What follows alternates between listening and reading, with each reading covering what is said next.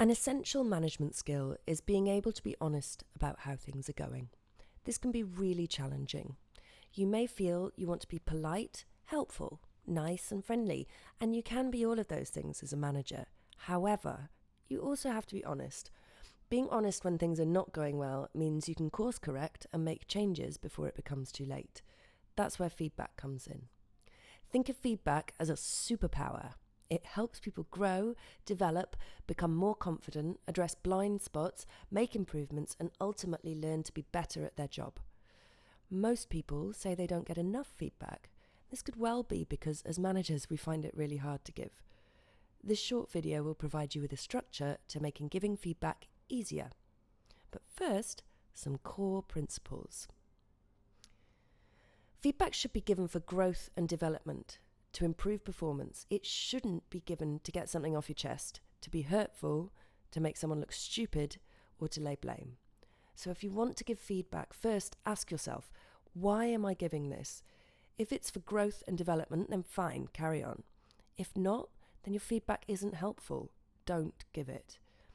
In order to be useful, feedback needs to adhere to 3 key principles. Let's take a look. First, let's consider the iceberg.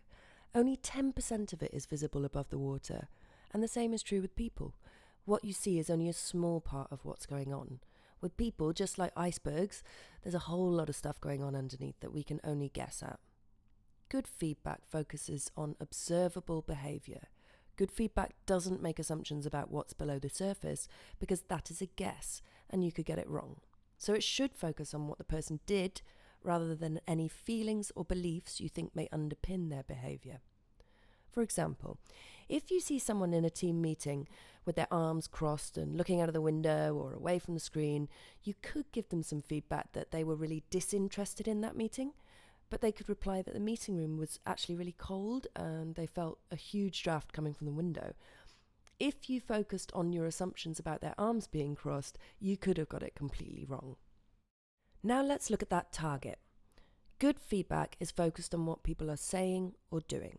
The second principle is that feedback should be specific. It should focus on real, actual situations rather than general statements. For example, if I said, Ali, you were really good in that call with a supporter. That's nice, but not really helpful to them. But if I said, it was really good when you signposted to other services during that call, then much better. Let's look at balance.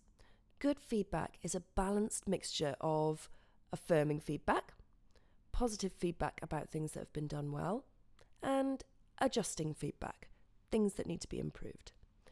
This isn't positive and negative feedback. All feedback should be given for a positive reason, either to reinforce good behaviour or to improve and develop performance. Give feedback a lot. Don't only give feedback when something is wrong. If you give more, a little every day, you also become more confident at giving it, and your teams will be much more relaxed about receiving it. You can also ask for feedback from your manager and your staff. By making feedback normal, it becomes much easier to deal with the issues when they arise. Now we've looked at principles, I'm going to introduce you to a structure for holding a feedback conversation itself. This is really useful for affirming as well as adjusting feedback. We're going to focus on adjusting feedback because that's often the type of feedback that people worry the most about giving. But that doesn't mean you can't use this approach for affirming and praising. This structure will help you quickly think about what you're going to say, will help you communicate more clearly and be more confident in your approach.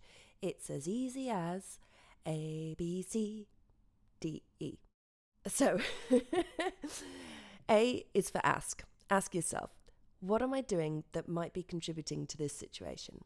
Why am I giving this feedback? Is it for their growth and development? For the growth and development of the team? Why is it important that I give this feedback? Why does it matter? For example, a colleague has sent a report to you late and full of typos. This is not okay. B is for behaviour. What have they been doing or saying or producing or not doing or not saying or not producing which is concerning you? Remember, this needs to be behavioural, above the water in the iceberg. For example, you don't know why it was late, but that is a fact. It was late and not up to quality. C is for consequences. What is the impact of their behaviour on you, others, the project, the organisation. You can also at this stage go below the waterline and talk about how the behaviour might be affecting them. But you need to be careful about how you do this, talking about how they might be coming across or how others might see them. For example, by sending reports late and unchecked, people might think you're not very organised, or it might seem to others that you aren't really in control of the project. This shows how they are coming across without being personal. Don't say, "You're disorganised, you're not in control." Remember to explain why it matters in a way that would matter to them, not, "By sending the report late, you annoyed me." Do say, "By sending the report late and unchecked, I had to work late to get it finished in time." Then stop and check for understanding. Not necessarily agreement, but understanding. Ask open questions here. This is, after all, a two-way conversation. Most people who are worried about planning feedback only get this far. ABC, the issue, the behaviour and why it matters. But that isn't enough to either reinforce the behaviour or to ask that person to change it. That's where D comes in. D is for do. You can use different styles here depending on the issue. Sometimes you may need to tell them what behaviour you need them to do. Next time, please get the report in on time or flag to me earlier if that's not going to be feasible. Sometimes it can help to make yourself part of the solution. I'd like us to sit down each week and look at your work list and work out the priorities together so we can spot when things like this are potentially going to happen. If, however, you think they have the answer to what they need to, ask them what they need to do differently in order to perform well. For example, what can you do next time the report is due? This is particularly useful if their poor performance is caused by something outside your jurisdiction, for example, problems at home, other priorities, or work for other teams. E is evaluate. Changing behaviour and habits can be hard work, and people need momentum and support to do this. You can support this by informal evaluation points. Let's catch up on Friday and we can see what's working. Or, let's work through this on together so I can show you what to do next time. Uses. You can use A, B, C, D, E in lots of ways. Giving feedback to your manager, handling conflict where there are disagreements, coaching someone to find their own solutions. Thanks for watching this short video, and I hope you found it useful. Practice those feedback conversations and use A, B, C, D, E. The more you give feedback, the easier it gets, I promise. If you have a question about feedback or any other management tools, then get in touch. We'd love to hear from you.